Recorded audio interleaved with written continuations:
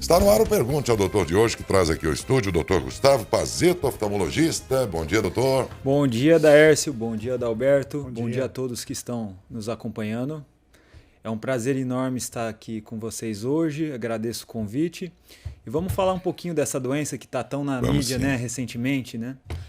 É a retinoblastoma, que a gente, acho que no programa... E olha que nós já falamos de tantas especialidades aqui. A gente traz médicos 2, 3, 4 vezes por semana ao programa por acharmos que esse conteúdo é muito importante, contribui, é útil. A gente sempre tem o espírito assim de olha, a notícia tem que estar a serviço das pessoas de alguma maneira. E a notícia, principalmente detalhada sobre doenças, medicamentos, prevenção, tudo isso aí é importante, né? A gente sempre levou muito a sério, vocês sabem disso. Aí na sexta-feira a gente aqui foi tomado, o Brasil inteiro, né, foi mobilizado por esta doença que acomete a filha do Tiago Leifert. Ele fez toda uma campanha nacional e que despertou a gente em trazer ao programa um especialista para falar sobre ela com mais detalhes, porque o Tiago é jornalista, apresentador, não é médico exatamente, né?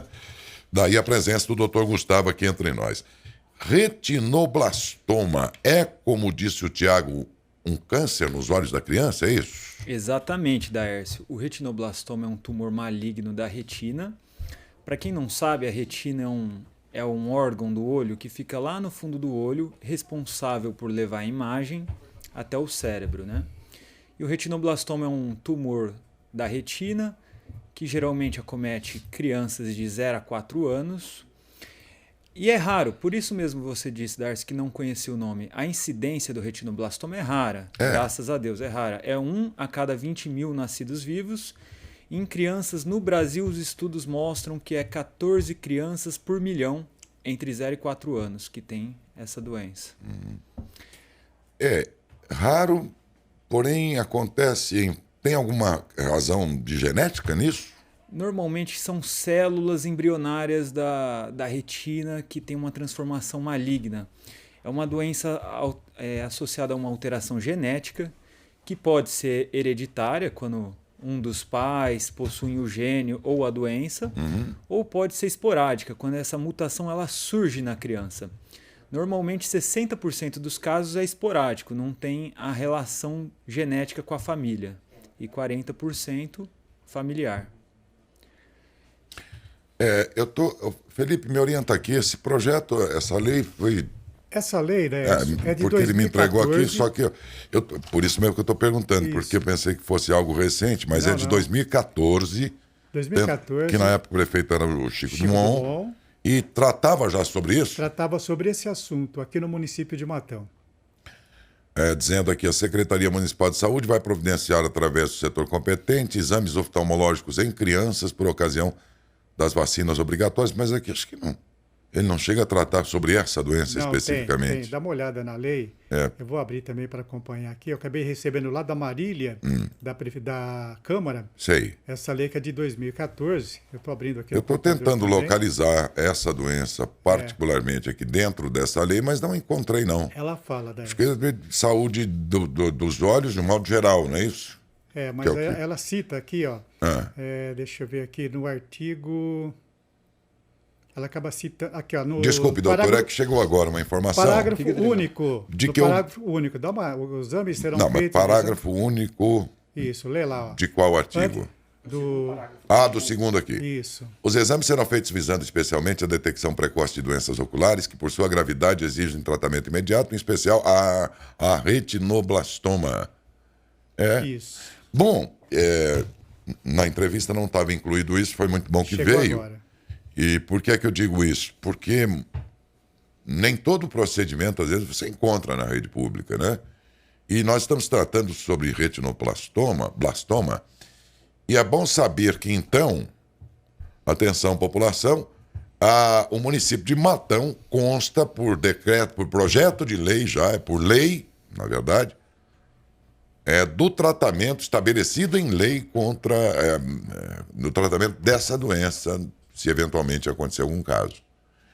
É muito bom somar aqui a doença, como ela, enfim, ataca as pessoas, como é que se pode prevenir, se é que existe prevenção nesse caso aqui, tudo mais, mas sabermos que, de acordo com essa lei que só agora, durante a entrevista, a gente tomou conhecimento, no âmbito do município já prevê na rede pública de saúde o tratamento, desde que se tornou lei em 2014 em Matão. Não sei se os outros municípios têm, mas em Matão existe isso por uma lei de 2014. Doutor, desculpe um pouco interrompê-lo, mas como disse, é bom saber, porque se alguém se identificar uma situação como essa, saber que o município já tem na rede pública as pessoas que não têm condição de um tratamento particular ou algo assim, saber que na rede pública de saúde tem tratamento em Matão para isso. O senhor dizia, então, existe algum vínculo genético, isto é uma herança genética quando acontece? Porque muitos dos males e cânceres são da questão existencial, quer dizer, elas vêm da própria existência, por alimentações, por hábitos e tal. Aqui estamos falando de um câncer que atinge crianças, recém-nascidos e tudo, então eu fiquei pensando, só pode ter uma origem genética, é isso? Isso, é um defeito genético, Daércio.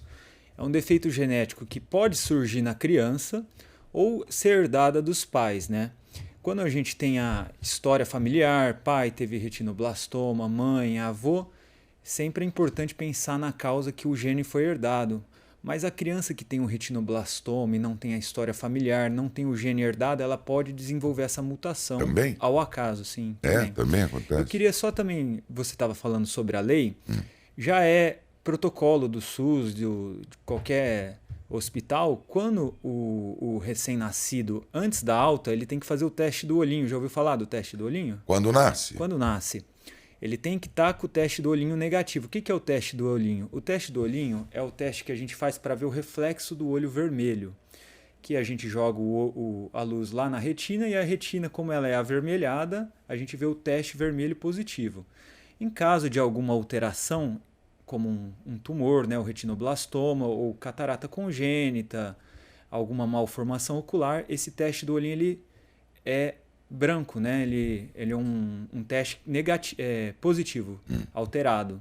Nesses casos, antes da alta da criança, um oftalmologista tem que fazer um exame de fundo de olho para excluir um retinoblastoma, uma doença congênita, uma catarata congênita. Então, usualmente, para tranquilizar um pouco os pais, normalmente a criança ela já sai da maternidade com o teste do olhinho negativo, tá? Naquele momento deu negativo, mas como isso pode se desenvolver nesses primeiros meses e talvez anos da vida, pode ser que depois isso apareça ou aquele exame inicial já dirá que ela nunca terá a doença? Darcy, é um exame de triagem, né? É um exame de triagem que ele exclui uma grande parte dos pacientes que podem ter naquele nascido momento naquele que a criança momento. nasceu. É claro que pode desenvolver e o exame também pode dar negativo e ser um tumor pequeno, alguma alteração pequena que o exame não pega.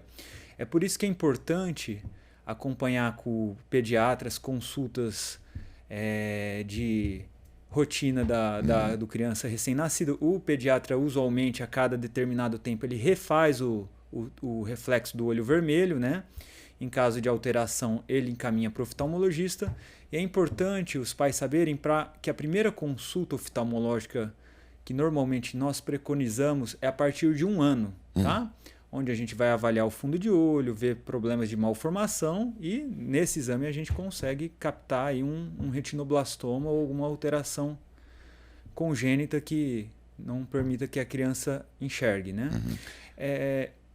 Bom, desculpa, pode continuar. Não, pode continuar. Não, eu queria só destacar, quem às vezes quiser saber, os pais aí em casa quiserem saber se foi feito o teste do olhinho, o reflexo do olho vermelho no seu bebê, normalmente ele é anotado no cartão da criança. No cartão, sabe aquele cartão que a criança vai anotando o peso, o tamanho dela ao longo das primeiras consultas do 1º ou 2º ano? Normalmente o teste do olhinho ele é anotado ali. Tá? Você pode ter certeza agora que muitas mães e pais vão recorrer àquela cadernetinha lá agora, né? Com certeza. Porque são tantos exames que são feitos e aquela emoção vai deixar o hospital porque já nasceu, o bebê vai para casa, coisas assim, e mesmo em outras situações, que a gente não vê esses detalhes. Então, certamente, depois disso que o senhor disse aí, muita gente vai, dar uma conferida lá. Lá vai estar escrito o que nesse caso desse exame? Normalmente é escrito teste do olhinho. Teste do olhinho. Teste do olhinho. Pode estar escrito reflexo do olho vermelho, né? Mas normalmente é teste do olhinho. Minha gente, o Tiago Leifert falou, e é muito curioso saber agora com o senhor se de fato é assim mesmo. Uma criança que tem essa doença, aliás, é comum acontecer de você tirar uma fotografia e o olho de uma pessoa parece uma bolinha vermelha assim, né? E tal. Acontece muito. Numa criança que tenha isso, essa bolinha vermelha que aparece, essa luz vermelha no olho, na verdade vai ser branca. É verdade isso? É um sinal? Perfeito, Daércio. Esse é um sinal. A gente chama isso de leucocoria, que é o reflexo do olho branco, né? Normalmente o reflexo do olho ele é vermelho. Nos casos que ele é branco, a gente chama de leucocoria. É muito comum, Daércio, o paciente que tem o retinoblastoma vir na consulta oftalmológica por causa dessa queixa. Por acaso tirou uma foto ali com o flash da criança, olhou a foto e viu que um olho, o reflexo era vermelho e o outro era esbranquiçado. É claro que eu queria também destacar que a alteração do reflexo do olho vermelho não é diagnóstico de retinoblastoma. Sim. Tem outras causas e até às vezes mais comuns, tá?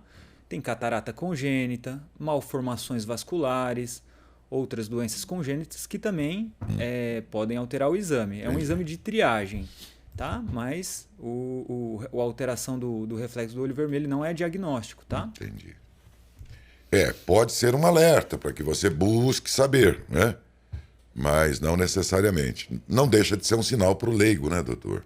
Perfeito. Para a gente que é leigo, já pensou? Sim. Pode ser até um alerta aí que vai ser importante para correr atrás de um tratamento. Agora, qual é o grau de severidade desse câncer, no caso? Daércio, depende muito do tamanho, né? É um câncer que pode ser bilateral. Ele pode dar metástase, inclusive para o sistema nervoso central. Normalmente, quando ele é pego em fases precoces, de pequeno tamanho, com o tratamento o prognóstico é bom, né? Normalmente consegue-se a cura, é bom. O problema são as fases mais avançadas que demandam tratamentos mais agressivos. Mas quando a criança ela faz um acompanhamento adequado com o pediatra, com o oftalmologista, é de se esperar que, caso tenha alguma alteração, se pegue em fases precoces, né? E qual é a fase mais precoce? Quando é que manifesta? Já no nascimento desse bebê?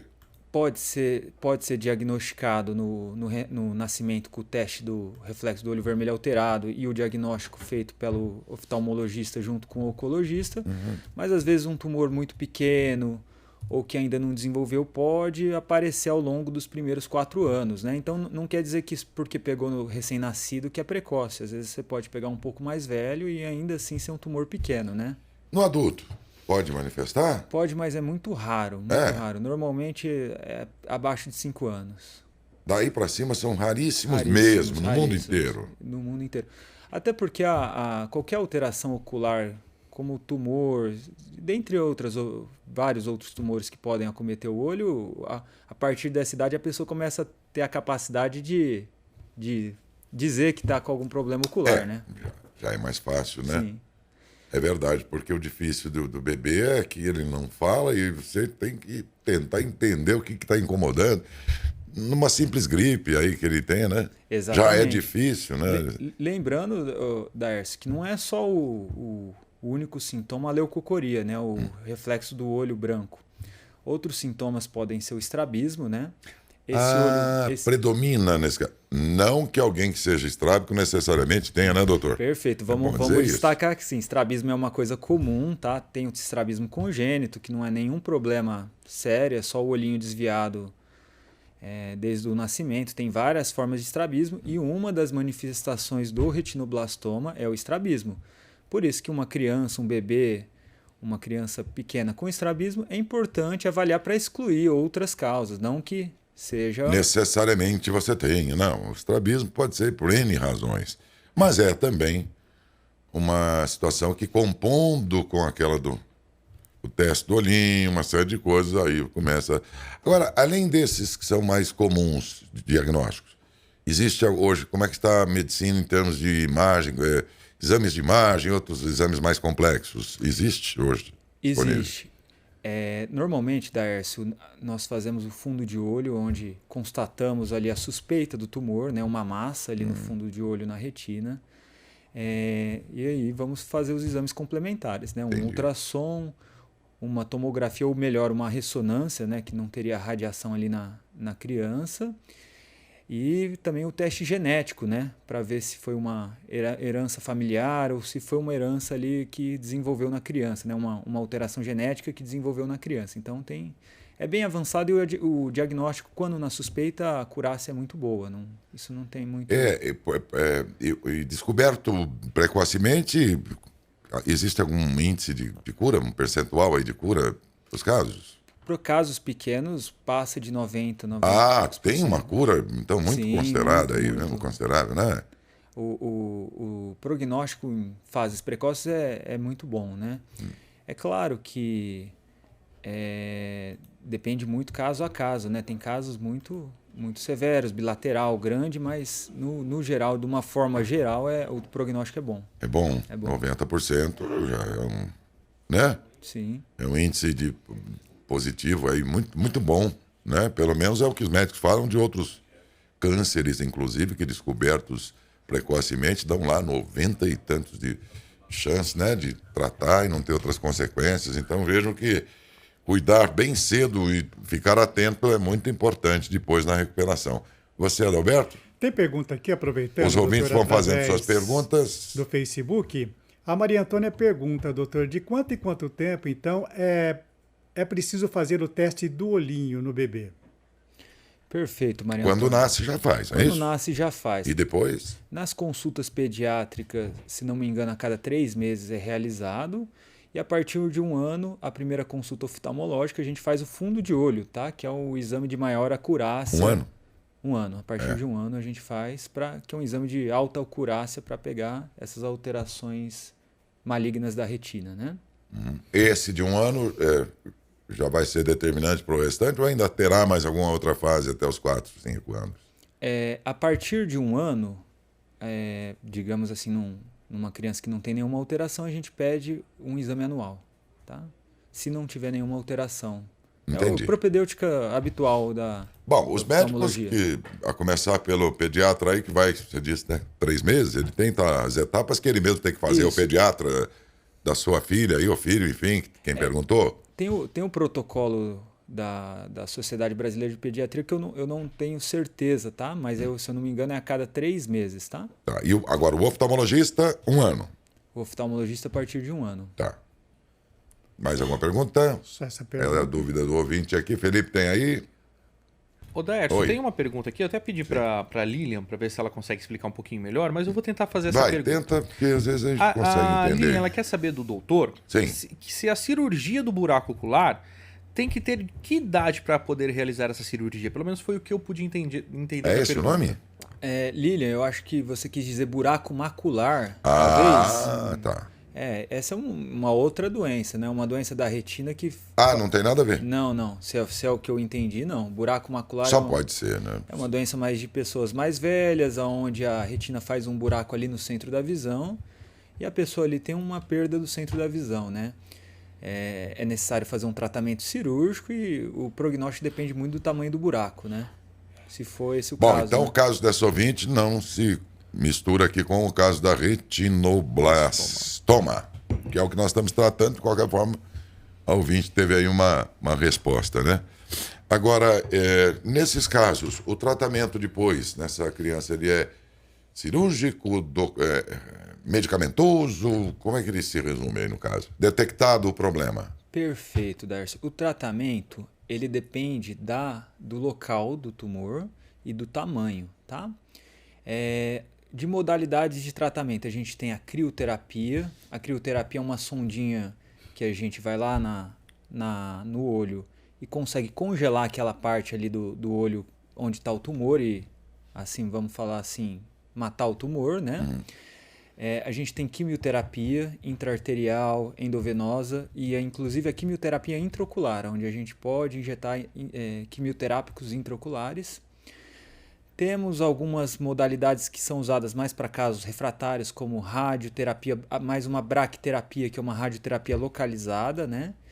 Em casos muito avançados, onde o tumor é muito grande, onde provavelmente a criança já não tem mais visão, a gente pode fazer a enucleação, que seria a retirada do globo ocular, né? Mas, assim, casos muito, muito extremos, tá? Normalmente, a grande maioria é possível de se tratar com medidas menos invasivas, né? O senhor disse que esse câncer nos olhos pode se estender como metástase, por exemplo, no cérebro, né? Foi o que você disse? Isso, normalmente é para o nervo óptico e para o cérebro. Dali ele né? pode se Sistema encaminhar para o nervoso central. cérebro, né? Mas nos olhos propriamente, quais consequências ele deixa no estado mais grave?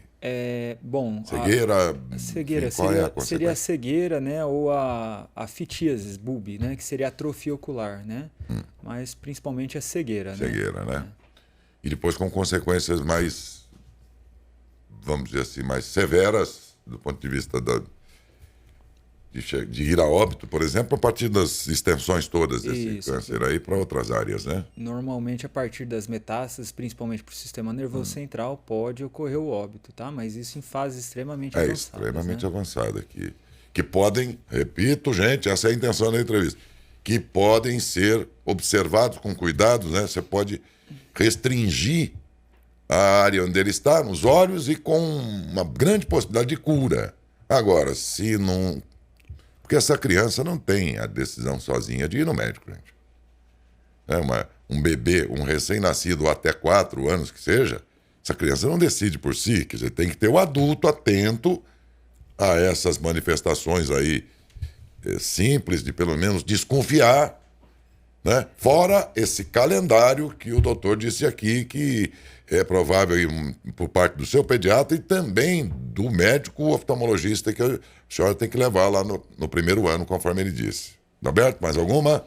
A Vanessa pergunta... Vanessa, doutor, bom dia, Vanessa. A netinha dela é estrábica. Sim. O pediatra diz que com o tempo isso vai ficar normal. Ela pergunta se deve levar ao oftalmo. Bom, Vanessa, estrabismo, ele pode ser uma alteração congênita, né? E pode até não ser nada sério, né? Mas normalmente sempre que se tem um estrabismo a gente pede para passar numa consulta oftalmológica, tá? É raro ter alguma alteração grave como um retinoblastoma ou uma catarata congênita que também vai causar um estrabismo, entre outras. Mas é importante excluir. Então, se a sua netinha tem um estrabismo aí que na infância é importante passar no oftalmologista sim, com certeza. Ok, eu conversei hoje aqui com o doutor Gustavo Pazeto, filho do doutor Pazeto, doutora Sônia Pazeto. Quer dizer que naquela casa lá vocês ficam só de olho, né? São todo 3 mundo. oftalmologistas. Desde o Rapaz. oftalmo. Pois é. Foi muito bom, viu, doutor Gustavo, que você veio aqui ao programa para tratar sobre a retinoblastoma, que agora que a gente teve a oportunidade de conhecer um pouco mais, espero que essas informações que vocês tiveram de alguma forma sirva para ficar atento, de alguma forma seja útil. Eu digo sempre que o jornalismo não faz sentido se você, depois que terminada uma notícia, você não aprendeu nada com ela. Então, se é assim, não compensa, quer dizer, não tem utilidade. Não, a gente procura fazer de cada assunto do programa uma oportunidade que vocês, e a gente também, que a gente aprenda com isso. Eu acho que essa entrevista cumpriu muito bem o seu papel neste momento em que o Brasil inteiro foi sensibilizado pelo caso lá da filha do Tiago Leifert, e a gente fez a nossa parte completando, mas dessa vez com muito mais detalhes, e só foi possível que o doutor Gustavo Pazeto esteve com a gente, a quem agradeço. Muito obrigado, viu, doutor? Eu que agradeço muito o convite. Estou à disposição para qualquer dúvida, né? E importante aí deixar só um recado para todo mundo. O retinoblastoma é uma doença rara, tá? Não é uma doença comum. Por isso que é importante fazer os exames de rotina, né? Tá? Pediátricos e oftalmológicos, porque no caso da eventualidade é importante o diagnóstico precoce, é o que tem a melhor possibilidade de cura, melhor possibilidade de menores sequelas. Ok, e aprendemos no programa também, ou nos lembramos durante o programa, de que por uma lei de 2014 o atendimento a esses casos de retinoblastoma está previsto em lei municipal desde 2014. Vamos lembrando que o SUS, fora outros procedimentos em nível de SUS, aí talvez Brasil afora, que também tratem sobre isso. Mas no município de Matão, o cidadão que não terá lá um plano de saúde ou condições próprias aí de tratar sobre isso, encontrará em lei municipal de 2014 exatamente o tratamento específico para esta doença, se necessário for, e tomara que não seja.